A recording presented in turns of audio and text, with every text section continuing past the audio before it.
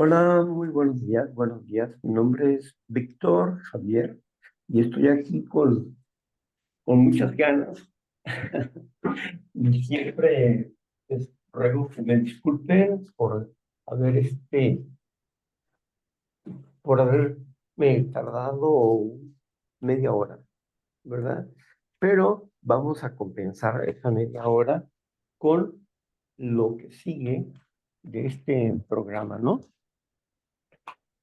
Y agradecido siempre con Dios por estar aquí, agradecido con Marta por apoyarnos en el servicio, ¿verdad? Eh, Así que vamos a comenzar con el tema humildad. Humildad. Me encanta ese tema porque yo creo que es esa la virtud más importante que necesitamos realizar en nuestras propias vidas. ¿Sí? Entonces, hoy tenemos a Marta con nosotros que nos va a ayudar en la lectura y le voy a pedir a Marta que comencemos. Adelante, Marta. Gracias, Víctor.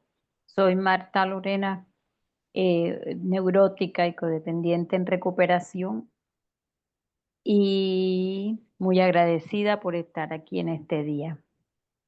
Continuamos con la lectura en el siguiente párrafo.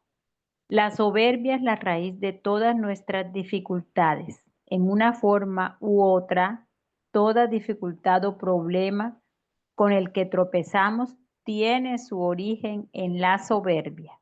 La frustración de las decisiones egoístas es básica en todas las distinciones de la vida y eso es soberbia. El hombre soberbio es realmente el que se ha hecho a sí mismo. Y cuánto adora a su creador. Un hombre así no tolera la intervención de Dios o del hombre y eso significa que habrá problemas. ¿De qué índole? Analicemos algunos. Ahora veremos el punto número 1. Resentimiento o autoconmiseración. El enemigo gemelo número 1 de todos los alcohólicos. Alguien amenaza lastimarme o lo ha hecho y estoy enojado o me estoy autoconmiserando. En cierto modo, la autoconmiseración no es sino el resentimiento al revés.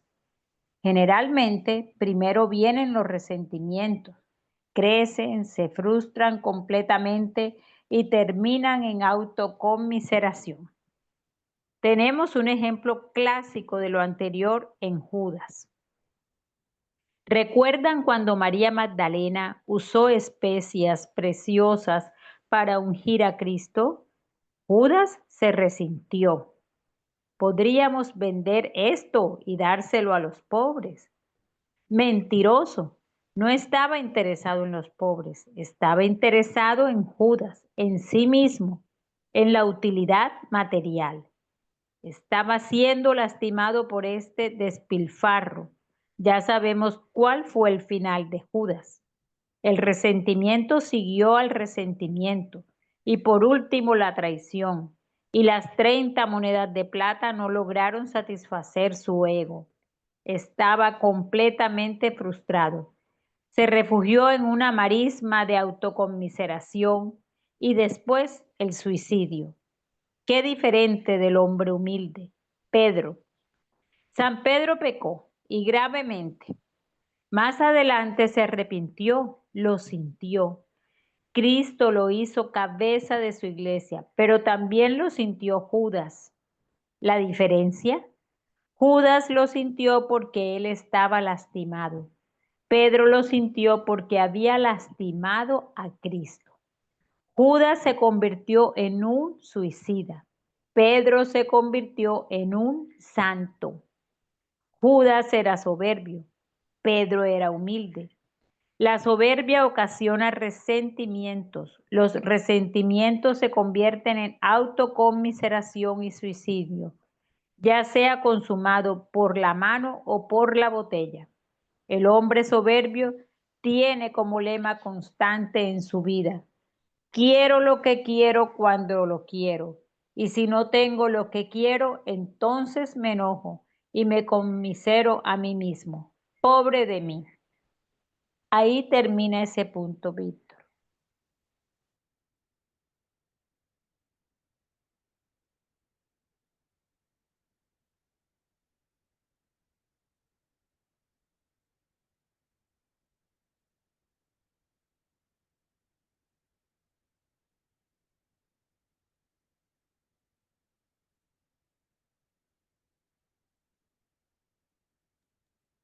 Su Bien, micrófono está cerrado, Víctor. gracias, gracias, muchas gracias. Bueno, entender este pasaje yo creo que para todos nosotros que hemos tenido la experiencia de vivir la enfermedad y estar recobrando la salud, estamos bien claros en que el resentimiento es uno de los valores negativos más dañinos para nuestras vidas. Y, y bueno, pues este valor, el resentimiento, es algo que tiene que ver mucho con el pasado. Y cuando nosotros no estamos en armonía con nuestro pasado, estamos ah, en conflicto con nuestros mejores intereses. Queremos sanar, pero odio a mamá. Quiero sanar, pero estoy enojado con mi mejor amigo. Quiero sanar, pero no puedo dejar de pensar en el daño que me hizo X persona. Quiero sanar, pero me traicionó o me estafó mi pareja. Ya, mi amor, es para tu Quiero, ratito. quiero sanar, pero, pero eh, no puedo soportar la idea de haber sido abandonado. Quiero sanar, pero han sido injustos conmigo. Total que estamos resentidos con el pasado y el pasado está muerto. Quítate, quítame, quítate. Espere quieta. Y esto significa, ¿verdad? Que si bien la gente nos ha hecho daño, pero también hay un acto de culpa. Es decir, también hemos dañado a otras personas. Pero la soberbia, el orgullo que nos justifica, queremos olvidar eso y queremos tener una razón de estar enojados o molestos con el pasado. No hemos aprendido a vivir con nuestra realidad y nos ocultamos en el pasado. El resentimiento es el veneno, es veneno, es destructor para nuestras vidas. No podemos vivir con el resentimiento. Tenemos que trabajar para estar en armonía y Y a veces resulta difícil e imposible, porque no tenemos humildad para reconocer nuestras faltas y perdonar. ¿Qué es lo que yo he tenido que perdonar? He tenido que perdonar la humillación de una violación en la adolescencia. He tenido que perdonar una falsa acusación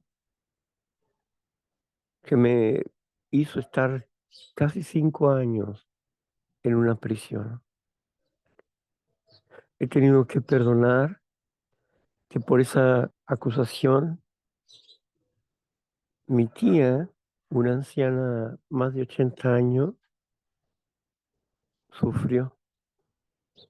Fue golpeada, llevada a un asilo y murió en un asilo. He tenido que perdonar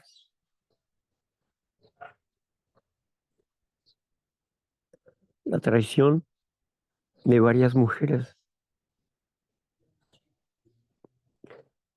He tenido que perdonar muchas vejaciones en mi vida, pero también he tenido que pedir perdón, porque yo también he hecho daño. Y si soporté la prisión, aunque yo no me sentí culpable nunca de eso, lo soporté por el daño que yo había causado en el pasado. Así que tengo que entender eso. Hoy en día, en mi vida, no hay rencor, no hay odio. Hay errores, sí, porque no puedo dejar de cometerlos de alguna manera u otra. Pero también he comprendido que, que con resentimiento yo no puedo vivir, ni con la conmiseración puedo vivir. Que necesito apegarme al amor de Dios y aceptar lo que he sido, con mis defectos y con mis virtudes. Aceptar lo que yo he sido y lo que yo soy. Cuando aprendí que tenía que perdonar a mis enemigos, cuando aprendí que tenía que dejar todo el juicio a Dios, cuando aprendí que yo tenía que dejar de juzgarme a mí mismo y dejar todas esas cosas en manos del Creador,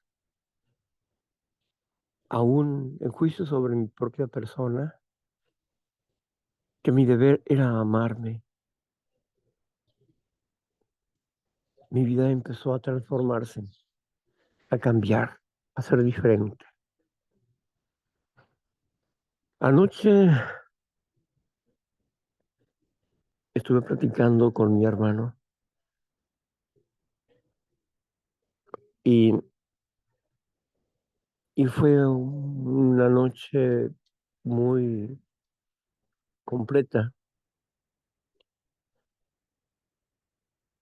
porque nos sinceramos,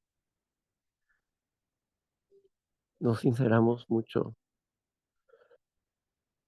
Y él reconoció su necesidad de mí como yo reconocí la necesidad que yo tengo de él. Y hablamos de cosas que no habíamos hablado,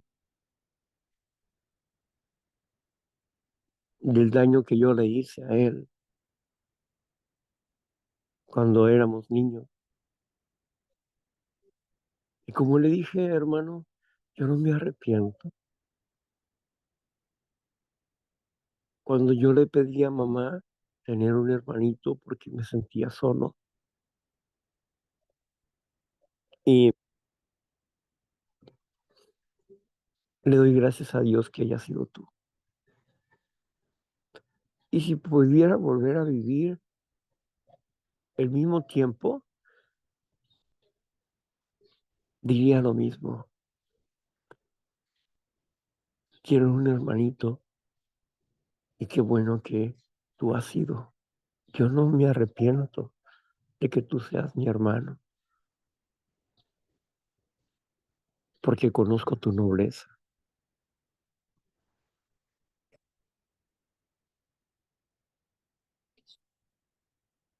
Y estuvimos dialogando un buen rato, pero eso fue un regalo de Dios, porque si hay algo que extraño y quiero y siempre lo deseé, es una relación amorosa con mi familia. Y son esas cosas que nos hacen vivir, que nos hacen tener paz interna. Y no importa lo que diga la gente, lo que piensen las personas. Si las personas están enclavadas en mi pasado, pues que se queden ahí.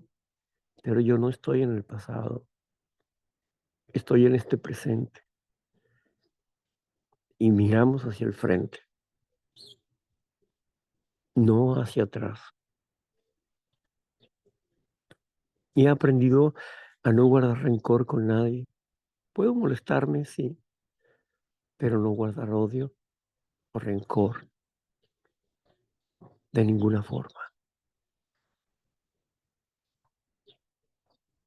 Por eso agradezco a Dios por el programa que nos da y más cuando tenemos que desarrollar esta cualidad, la humildad.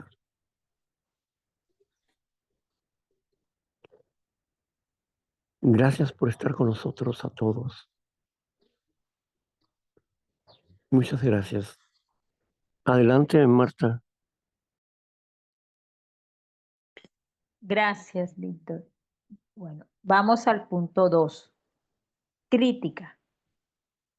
La plaga de todos los grupos. Tiene su origen en el orgullo. El hombre criticón adopta un lema ligeramente distinto. No me gusta lo que haga alguien, la forma en que lo haga, y critico. No porque esté mal, o porque dañe, o pueda dañar el bienestar común, sino porque no es lo que pienso, o mi opinión sobre cómo debería de ser. Y critico o destruyo para sentirme superior. Las esposas, las familias y los jefes podrían aprender mucho de esto. En el fondo de cada crítica destructiva está el orgullo, la vanidad y el engreimiento. Tales personas son como los botones, siempre desprendiéndose. Una vez, uno de estos individuos murió y en su velorio se escuchó el siguiente comentario. Pobre Juan, ni Dios le va a caer bien. Aquí termina este punto, Víctor.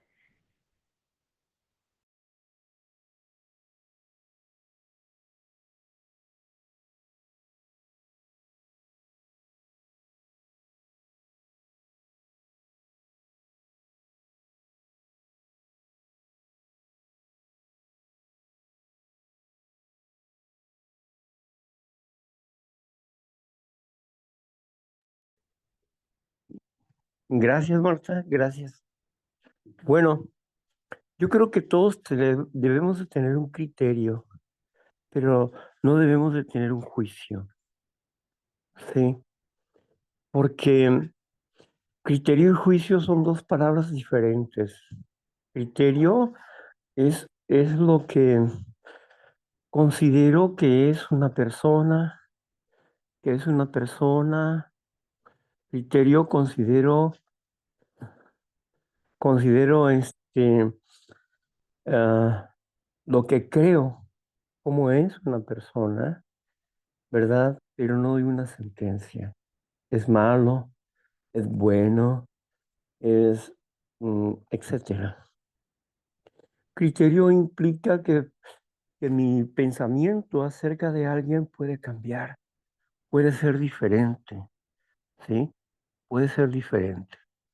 Pero mm, una sentencia es un veredicto donde culpo a alguien, donde creo que ese alguien nunca va a cambiar, nunca va a ser diferente, ¿verdad?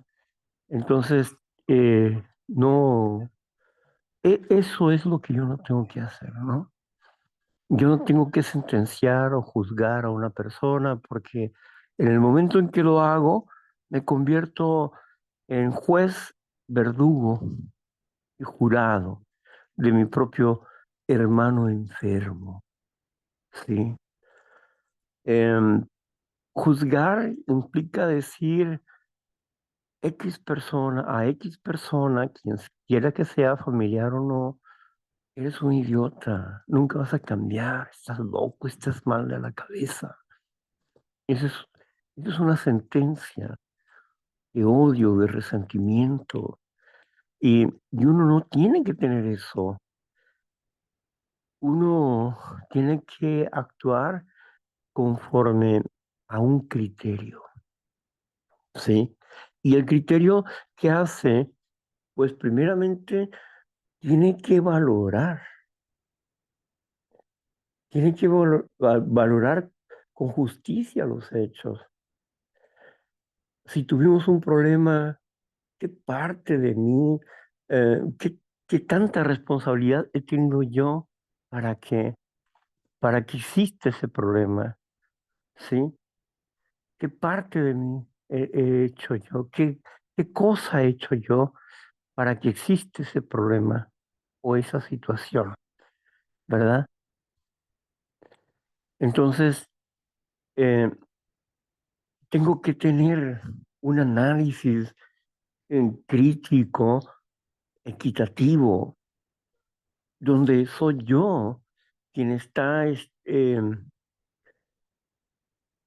tomando la situación desde mi perspectiva, sin ánimo de culpar a nadie, sino ver las cosas con claridad y decir, bueno, ok, es cierto, yo fui responsable de esto, porque no hice esto, porque abandoné lo otro y aquello, ¿no? Entonces, por eso la pareja hizo esto, hizo aquello, hizo lo otro, o cualquier otra persona, el socio, el amigo, etcétera, ¿no? Entonces, esto, esto es importante para nuestras vidas, el acto de tener que reconocer nuestra verdad para que podamos ser diferentes, para que podamos cambiar, porque si no hablamos con verdad y con honestidad, nos estaremos engañando siempre y estaremos echándole la culpa a los demás de nuestros actos. Es por esto que necesitamos eh, ser críticos con nosotros mismos. Las personas que verdaderamente trazan la honestidad regularmente son personas que son autocríticos consigo mismos, tienen un juicio de equidad en sí mismos, pero no están buscando echarle la culpa a alguien para zafarse de su responsabilidad.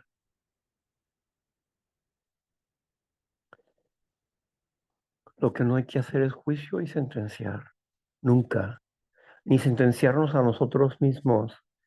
Es que soy un idiota, es que yo he estado esto, he estado lo otro. Eso es soberbia, es autojustificación, es no poder aceptar que te has equivocado. Y si te has equivocado como todos los seres humanos en la vida. No eres diferente y no tienes por qué dañarte o por qué golpearte, por qué conmiserarte, por qué arrastrarte ante una situación, sino tienes que enfrentar la realidad de tu vida y perdonar a las demás personas. Y eso resulta difícil para aquellos que han vivido la soberbia como yo, pero que hoy hemos cambiado, que ya no somos la misma persona. Y la gente lo entiende y lo sabe porque convive con nosotros, porque no estamos recordándoles de la acción pasada, no, estamos viviendo cada día una nueva vida y nos ponemos en paz con todo el mundo, aunque tengamos que poner límites en algunos aspectos, pero no odiamos, sino ponemos límites, pero no odiamos. Ni lo estamos haciendo por resentimiento, sino por un bienestar personal y un bienestar también de la otra persona.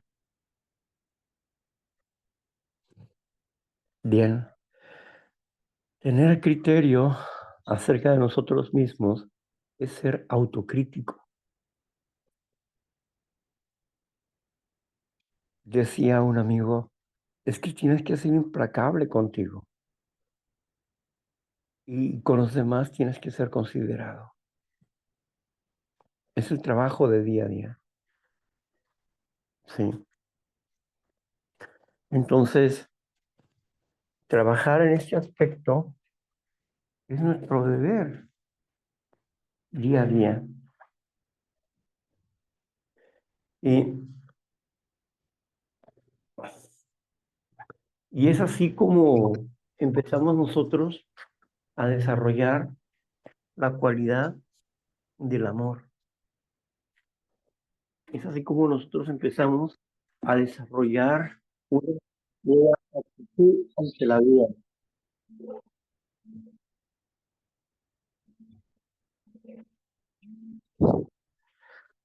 Una nueva actitud ante la vida. Entonces, hagamos pues la paz y no la guerra, ¿verdad? Hagamos la paz y no la guerra.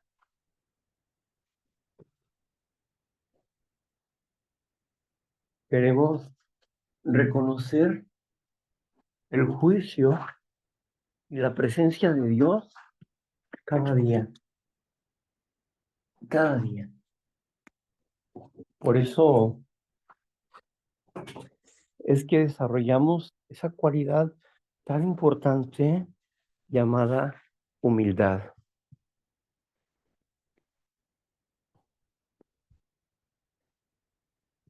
El no reconocer que somos humildes implica soberbia. Cuando no reconocemos que somos humildes. Cuando no reconocemos nuestras propias virtudes. ¿En qué he sido humilde yo? Y no quiere decir que yo sea perfecto. No. Pero tampoco me siento orgulloso de ser humilde si no estoy agradecido por lograr esta actitud ante la vida. Perdonando a los que hablen mal de mí, a los que no pueden entenderme, a los que no pueden comprender el concepto que tiene el programa de recuperación, el concepto que desarrollamos en un programa de recuperación, y digo diferente al común denominador de las personas. porque ellos están sujetos a un esquema, mientras que nosotros estamos sujetos a Dios y no a un esquema. Tenemos un criterio sobre lo que podemos dialogar o platicar con las personas y cómo poder ayudar a recuperarse de manera sencilla, sin mucha complicación. Porque no le podemos exigir a una persona que no sabe leer o que tiene miedo de escribir, a escribir. Pero sí podemos dialogar y podemos darle la confianza de tal manera que la persona sola llegue a hablarnos de lo más vergonzoso y doloroso que hay en su corazón. Y empezamos la sanidad. Los pasos son sugeridos y se pueden hacer como uno quiera, no como lo establece una persona o un grupo de personas que creen que es el camino. No. La confesión siempre ha sido un alivio para las personas. ¿Y quién ha visto que llegues a una iglesia donde se usa la confesión y que diga, escríbeme ahí tu pecado o tu defecto de carácter y fírmale? No, nadie. No, no tengo por qué escribir ni es obligatorio, pero sí tengo que hablar. Sí tengo que hablar acerca de mi problema para que puedan comprenderme y para encontrar una respuesta para mi vida. Esa es la diferencia, ¿verdad? Que en nuestro caso no somos así. Tiene que ser así porque así tiene que ser. No, no, no es cierto. El hecho de que me sugieran las cosas no significa que tengan que ser así, son sugerencias y no órdenes. Y no tiene que ser como lo dice una persona o porque lo dice un grupo de personas. La idea es ayudar a sanar a las personas, no hacerles el camino difícil, sino darles un camino sencillo para que ellos lo puedan practicar y para que puedan hacer la diferencia en su vida. He tenido, en mi camino, he tenido tiempo para hablar con las personas que han tenido miedo de hacer un cuarto paso porque tienen miedo de que, que descubran ese secreto, que descubran lo que ha estado pasando con ellos. Y están en su derecho de tener vergüenza, de tener miedo y de no querer escribir. Si Dios nos dio el libre albedrío, la libre decisión, nosotros tenemos que respetar esa libre decisión, porque Dios se los ha dado. Y si nos regalaron sus secretos, si nos regalaron sus dictos, su situación, y discutimos el asunto, y colocamos los pensamientos donde tienen que estar, y destruimos la culpa, y los hacemos responsables de su vida, y su vida cambia. No tuvieron que hacer largos escritos, no van a hacer una biografía, ni tampoco van a hacer un libro. Lo interesante de esto es trabajar con paciencia paso a paso. Y como quiera que se dé, obtenemos un buen resultado. Con el tiempo ellos podrán escribir, pero primero hay que romper con el tapón que tienen en sus vidas y que no les permite el miedo, la vergüenza y la culpa, no les permite hablar. Pero cuando estamos en confianza, nuestra vida cambia. Porque trabajamos en su presente como en su pasado. No nos dedicamos solamente al pasado, en su presente, en los problemas de hoy, en las situaciones de hoy y soluciones para hoy. Así que dejamos de ser jueces y verdugos y nos convertimos en personas que tienen un criterio y que apoyamos a la gente para que tome sus decisiones. Que ponemos el pro y en contra delante de ellos y ellos tienen que decidir. Porque si Dios ha puesto delante de nosotros el camino de la vida y de la muerte para que nosotros elijamos, pues nosotros elegimos. Nosotros tomamos una decisión. Dios no quiere tomar una decisión por mí. Son cosas que yo tengo que decidir. Gracias.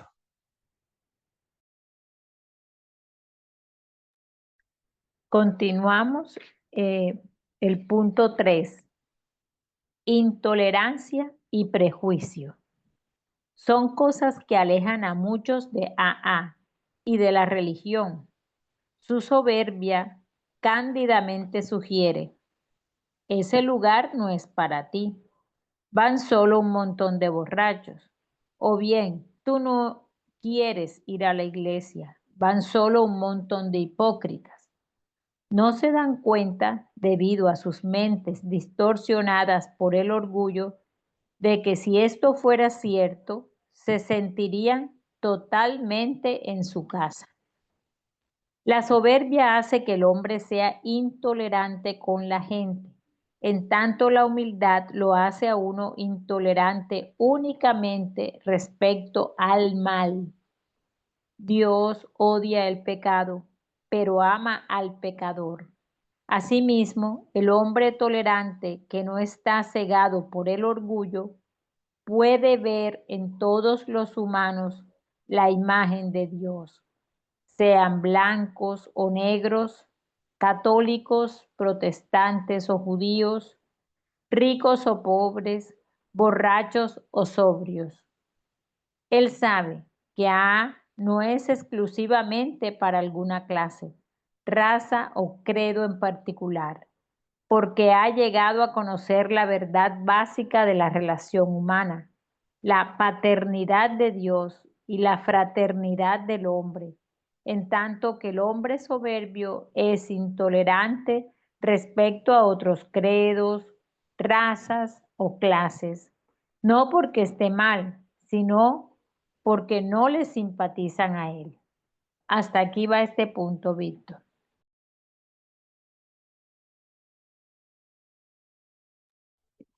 Gracias, Marta. Gracias. Una de las cosas que destruyen más son los prejuicios. ¿Qué es un prejuicio? Es un juicio anticipado. Cuando no creemos en que las personas pueden cambiar, pueden ser diferentes. Es un juicio anticipado. Prejuicio es antes de el juicio. Y cuando tenemos prejuicios, hemos tomado el sillón de Dios, olvidándonos de nuestra realidad humana, olvidándonos de quiénes somos en realidad, imperfectos, débiles e ignorantes en muchos aspectos y conocedores de otros aspectos. El prejuicio es un veneno como el resentimiento. porque estamos siempre en la idea de que alguien nos odia o que tenemos que odiar a alguien por lo que ha hecho. Y el único que se condena somos nosotros mismos. Es como lanzar un boomerang hacia otros que nos golpea a nosotros. Así es que debemos de aprender a desarrollar la idea de que no somos jueces ni verdugos, que somos tan faltos como el que está frente a mí y que no tengo por qué hacer juicios de ninguna índole y que debo de dejar el resultado a Dios, cualquiera que sea este resultado. Recuerdo la historia de dos personas, un policía que detuvo a una persona y la persona empezó a odiar al policía porque lo había metido a prisión por varios años y juró en su interior que cuando lo viera lo mataría. Al estar en prisión empezó a estudiar y empezó a comprender cosas que antes no había comprendido. Empezó a amar a Dios. Empezó a hacer cosas que antes no hacía. Y una de las principales cosas era comprender, comprender. Es lo que no entendía, comprender.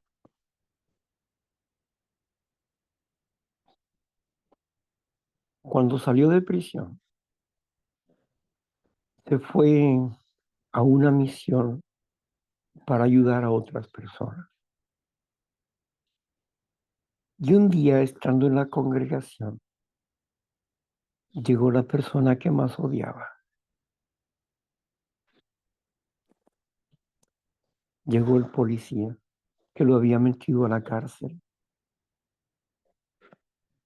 Cuando lo vio, se impactó. Pero había llegado no solamente como una persona cualquiera, sino que el policía había llegado como parte de la congregación para expresar su testimonio.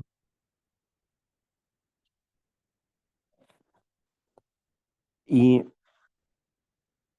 en esta situación de expresar su testimonio, él públicamente habló de sus problemas como policía. Cuando él terminó de hablar, de dar su testimonio, el hombre que había estado preso por causa de él, según su criterio, se levantó y lo vio cara a cara y fue hacia él. El policía no se movió y cuando llegó hasta donde él estaba, otras personas se acercaron también. ¿Qué iba a suceder? No sabían. Cuando se acercó hacia él y le dijo, te he odiado tanto, pero Dios me ha enseñado a amarte. Y aquellos que eran enemigos se abrazaron, se perdonaron.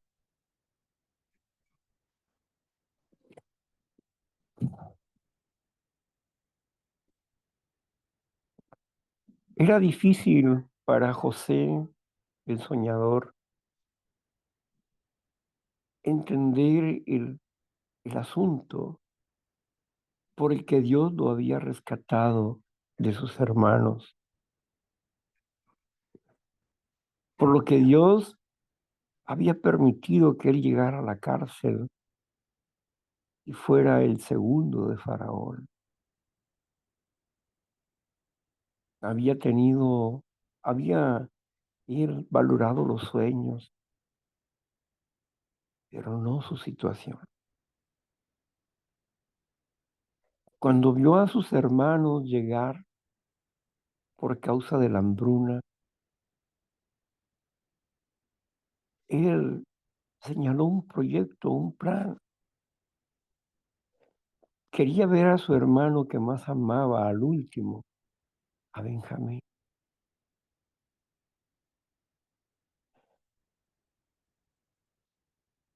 Y sus hermanos decían, es que si traemos a Benjamín, papá se va a morir. Y Judá dijo, yo me quiero quedar por Benjamín. Tómeme a mí, hágame esclavo a mí, pero no a mi hermano pequeño. Ellos estaban hablando por su culpa de haber vendido a su hermano, pero no sabían que su hermano era José. Cuando José comprendió en ese momento el por qué Dios le había permitido vivir una vida de esa manera y lo había llevado a la cima por el bienestar de su familia. Entonces lloró amargamente José cuando se dio a conocer a sus hermanos.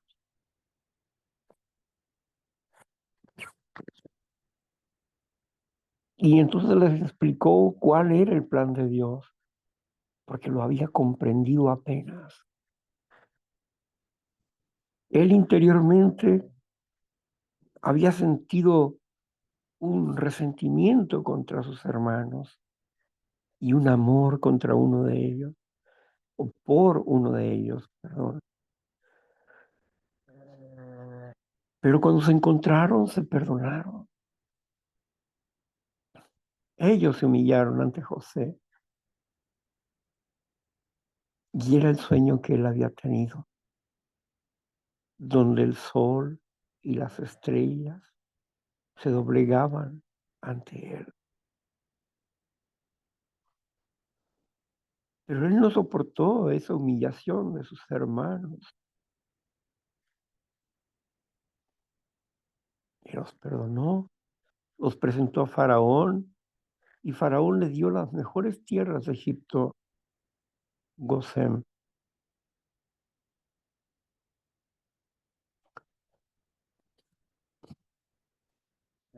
¿Por qué no perdonar? ¿Por qué seguir odiando? ¿Por qué autodañarse y lastimar a otros mentalmente? ¿Por qué no amar? Cuando nos negamos a amar, cuando nos negamos a perdonar, nos negamos a entrar al camino de Dios. Y mientras tengamos odios en el corazón, no podemos tener una fe efectiva. Piénselo. Deje de odiar y perdone. Acérquese a Dios. Cambie su mente. Y Él va a hacer maravillas en sus vidas. Te aseguro. Porque el que se humilla será exaltado. Y no exaltado para llenarse de soberbia, sino será puesto en un puesto digno, donde Dios adereza mesa delante de los enemigos. pero siempre tendremos misericordia con ellos. Comprensión. Gracias, Marta.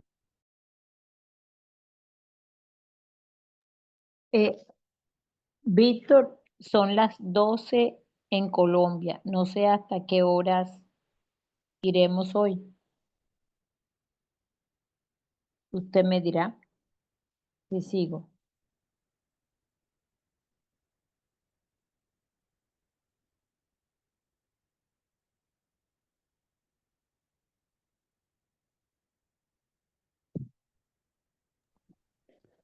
Media hora más. Ok. Perfecto. Continuamos con el punto número 4.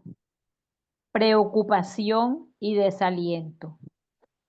Alguien ha definido la preocupación como un sentido exagerado de la propia responsabilidad. Eso es orgullo. Esa persona olvida o se rehúsa a admitir que el resultado de toda acción de la vida es la responsabilidad de Dios. Nosotros solo somos responsables de la rutina. La preocupación le corresponde siempre a la dirección. Y nosotros en AA hemos puesto la dirección de nuestras vidas en manos de Dios. Por lo tanto, todos los resultados son asuntos de Él, no nuestros. Desde luego, debemos planear, pero no el resultado, solo el trabajo. El desaliento o desmayo son muy parecidos a la preocupación. También ellos nacen de la soberbia. El hombre soberbio no progresa tan deprisa como cree que debería hacerlo. Cree que sus esfuerzos deberían producir resultados, sin darse cuenta de que todo éxito está por entero en las manos de Dios. Solo necesitamos hacer un esfuerzo sincero. El peligro mayor del desaliento es que al disfrazar nuestro orgullo, nos ciega ante la verdad y nos desalentamos ante las dificultades para las que no encontramos fuerza dentro de nosotros mismos. Dejamos de ver al Dios omnipotente, cuya fuerza no puede nunca fallar. Todo lo que se pide de nosotros es que continuemos esforzándonos sinceramente.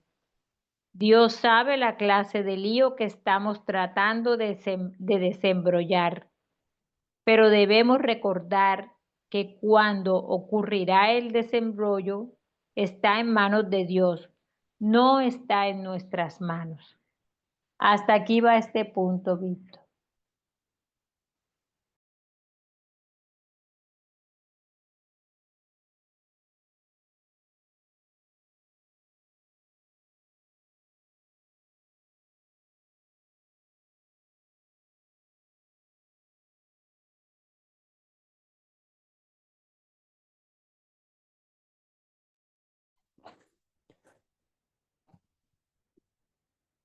Yo creo que una de las cosas más difíciles que me ha pasado es aprender a esperar, a ser pacientes, porque busco una respuesta.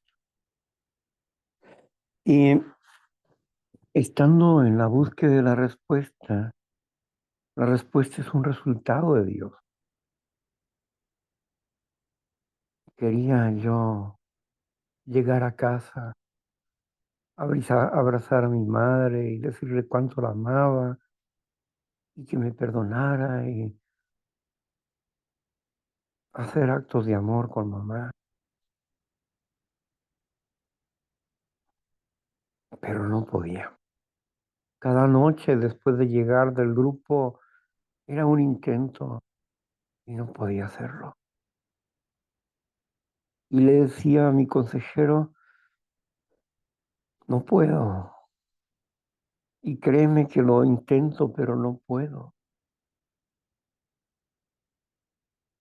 Y salieron estas frases de él: ya no te esfuerces, descansa, agéndaselo a Dios, agéndaselo a Dios. Deja que Dios ponga la fecha, la hora, el momento. Agéndaselo a Dios. Y no te preocupes por eso, pero no dejes de amar a tu madre.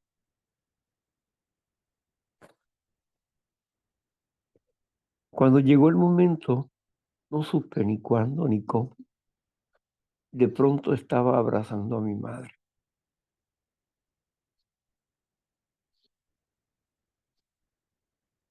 rogándole que me perdonara.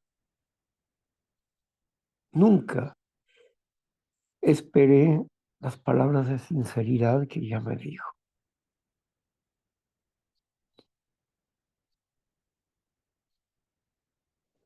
Y esas palabras de sinceridad fueron dolorosas,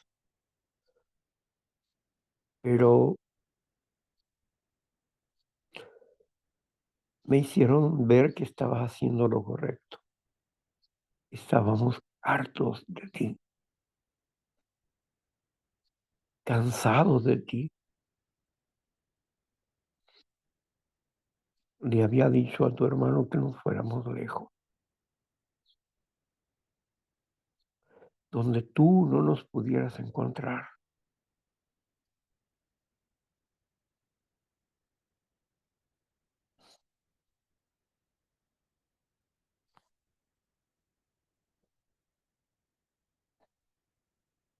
Sí, agéndaselo a Dios. Y desde aquella vez me doy cuenta de la importancia de los resultados que no son míos. Es Dios quien da el crecimiento. Por más que yo me afane en entender y comprender y desarrollar algo, el resultado nunca será mío. Si soy humilde y sé esperar y tener paciencia, Dios me dará ese resultado. Cuando uno estudia y hace un examen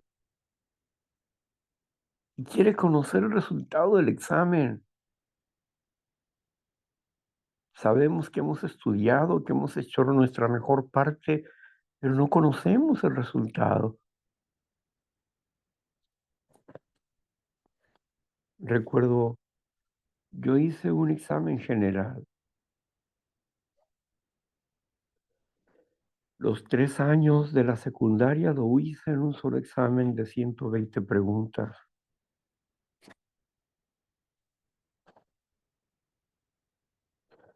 Y esperé el resultado. Tuve que ser paciente.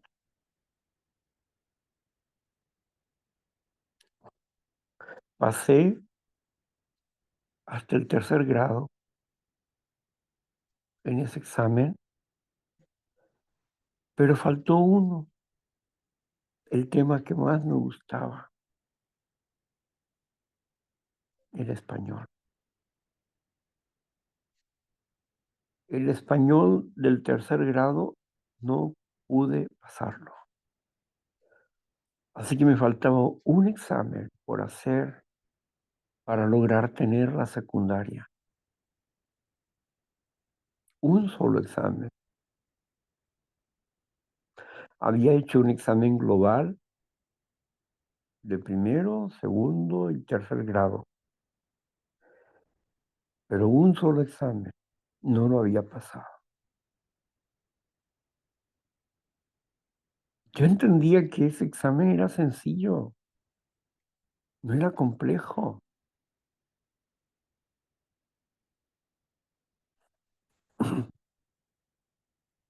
pero llegué a hacerlo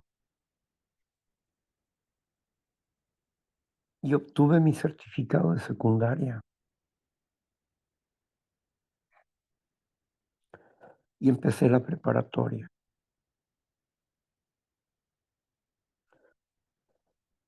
Los resultados son de Dios. A mí me toca hacer el examen, pero los resultados son de quien me califica. Son de Dios. He aprendido a dejar de juzgarme a mí mismo para que Dios, en su tiempo y en su momento, tome una decisión sobre mi persona. Pero ya no me justifico. Ya no me califico. Yo puedo entender mis actos. Puedo comprender que lo que era una humillación hoy se llama derrota. Lo que antes era humillación hoy se llama obediencia. Lo que antes se llama humillación hoy se llama perdón y prudencia. Lo que antes era humillación hoy se llama vida.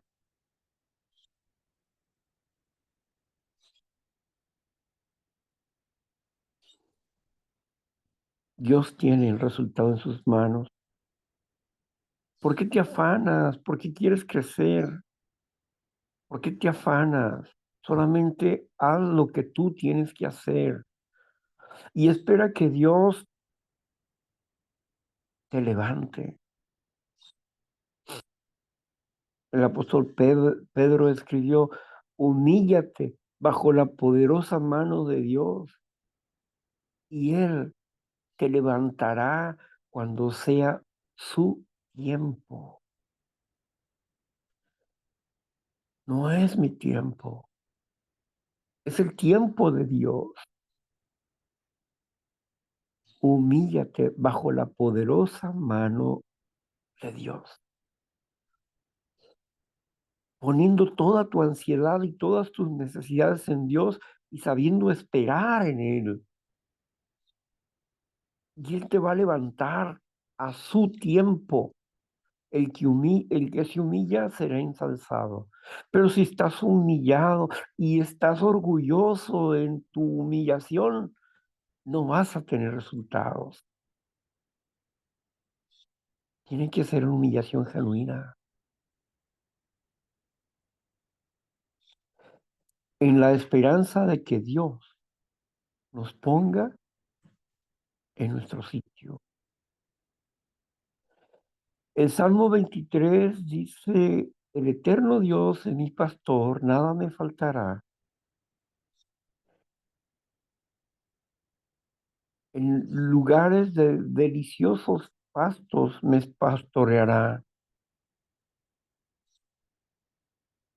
Pero hay una parte de este Salmo 23 que dice,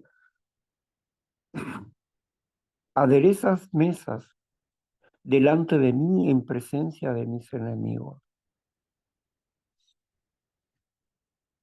Y es cierto, Dios ha aderezado mesas delante de mí en presencia de mis enemigos. Me ha dado un poder sobre los enemigos, pero no he abusado de ese poder. No he abusado de ese poder. No, que yo recuerde conscientemente, no. No. Porque si me da un poder sobre mis enemigos, no es para abusar de ellos, sino para mostrarles el amor de Dios.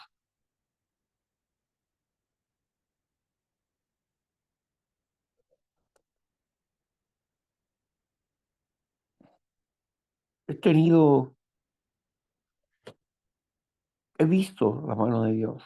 He tenido la oportunidad de ver a Dios funcionar en mi vida, trabajar en mi vida, trayendo a mis enemigos delante de mi presencia, pidiendo perdón.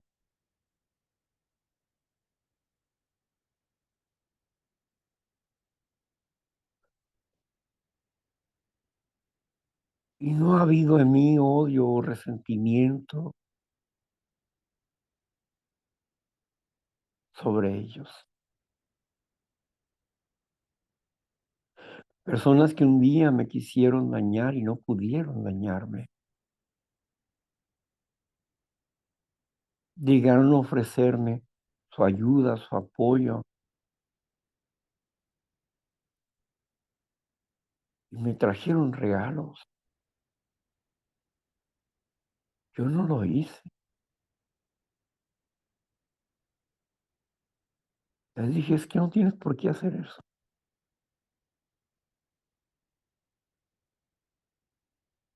Todas esas cosas pasan y ya pasaron.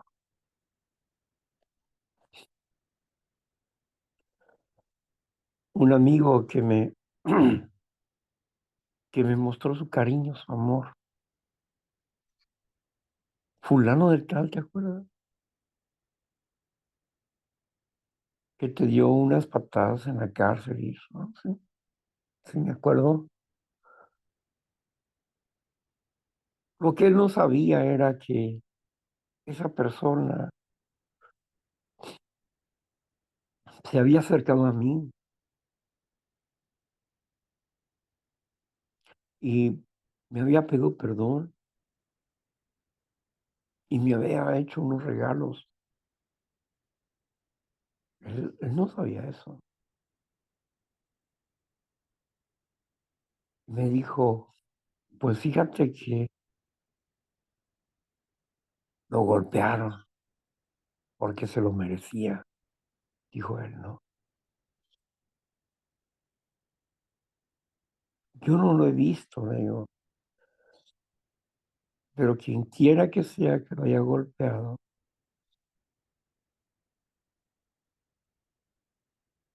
creo que no debió de haberlo hecho, por más mal que se comporte. No juzgo sus actos, pero agradezco a Dios por sus acciones conmigo.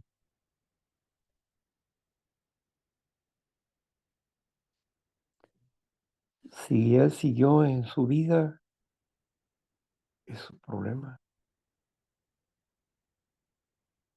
Pero yo nunca voy a olvidar el gesto de humildad que tuvo conmigo.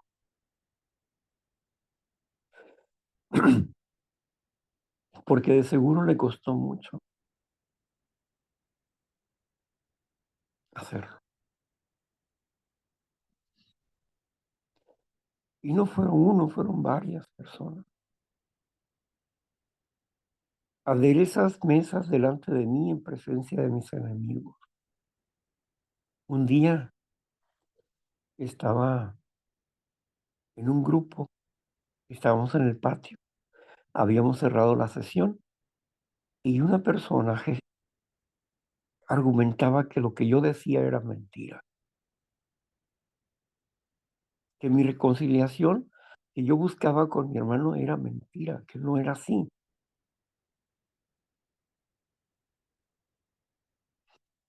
Yo no le argumenté nada, no le dije, sí, no, es que tú esto, aquello, no. Estábamos en esa conversación cuando de pronto apareció mi hermano.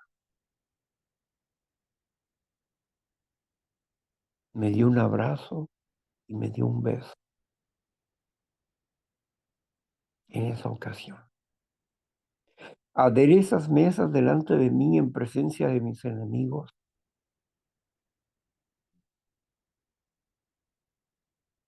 Haces una fiesta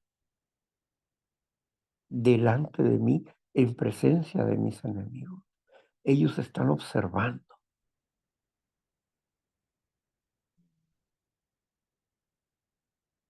Fue tan grandioso eso. En otra ocasión, una persona me dijo, ¿por qué andas tan alegre? ¿Que no tienes una casa? ¿Que no pagas el gas, la electricidad y todo eso? Deberías de ser responsable en tu casa, no que yo vengo aquí voy para allá a buscar trabajo. Y haga lo que haga con lo que yo tengo, es cuestión mía, no tuya. Tú tienes problemas y está bien, tú los vas a resolver. Yo tengo que resolver los míos. Llegué al lugar, no estaba el dueño. Y mientras esperábamos, porque ahí tenía café, eran compañeros del grupo, el que estaba pintando el letrero, los dos que estaban esperando y la persona que me abordó.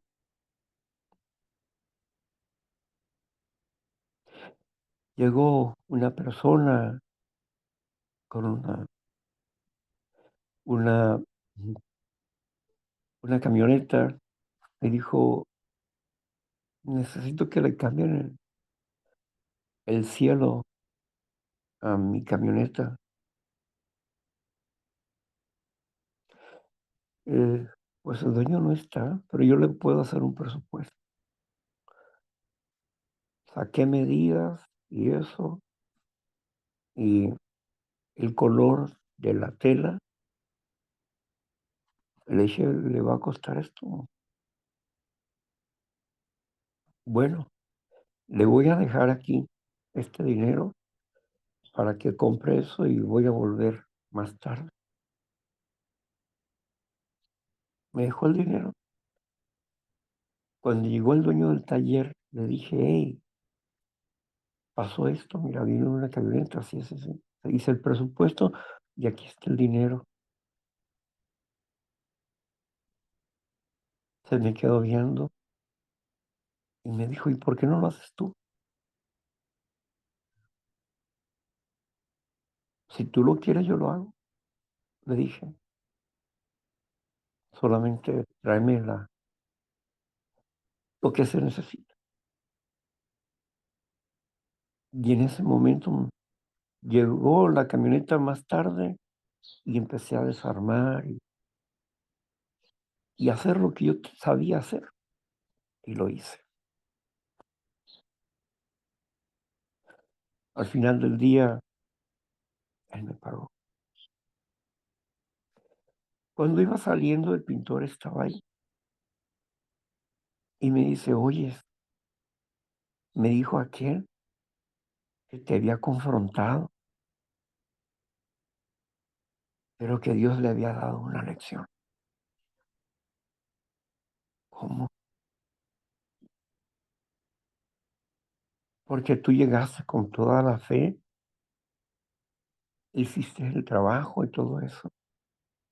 Y él lo vio y se fue avergonzado.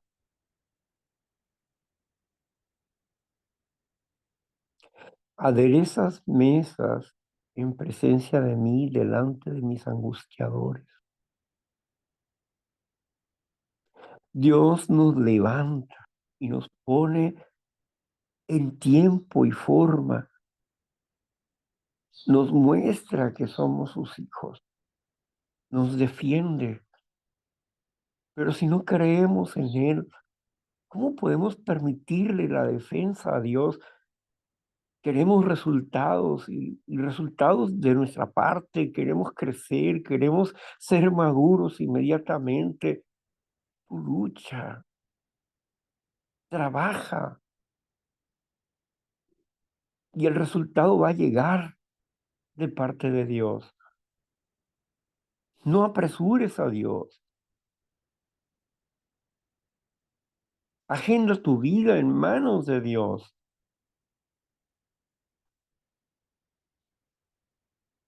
Anoche fue una noche para mí llena de satisfacción, de abrazar a mi hermano.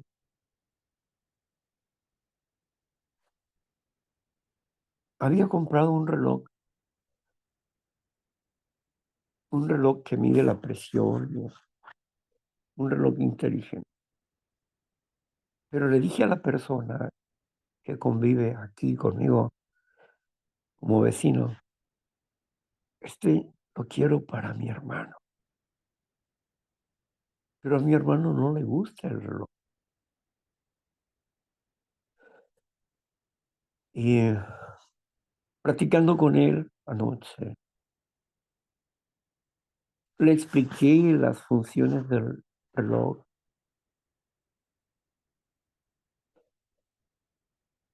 Sí, a mí me gustaría un reloj de esos, pero para mi hijo. Entonces me quité el reloj. ¿Qué estás haciendo? Me voy a quitar el reloj. Es tuyo, hermano. ¿Cómo? Es tuyo. Y ahorita te voy a traer los demás, porque tiene otro extensible y eso, y te voy a explicar cómo está el asunto.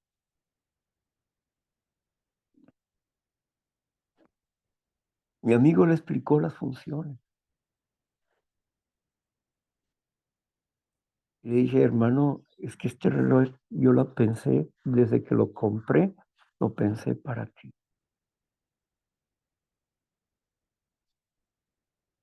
Pero sé que no te gustan los relojes. No, pues yo creo que me lo voy a quedar yo. Ya cuando vio las funciones,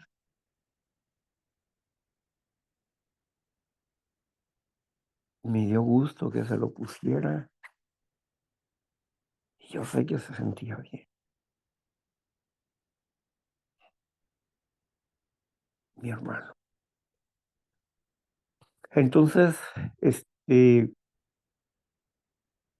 ¿cómo no estar agradecido con Dios? Y esperar que todas las cosas lleguen a su tiempo. No cuando yo quiero o como yo quiero, sino en la agenda de Dios. No tengo que desear el mal para mi enemigo. Aderezas mesas delante de mí en presencia de los angustiadores. Lea el Salmo 23 y se va a dar cuenta que esa promesa se cumple en su vida. Si es paciente.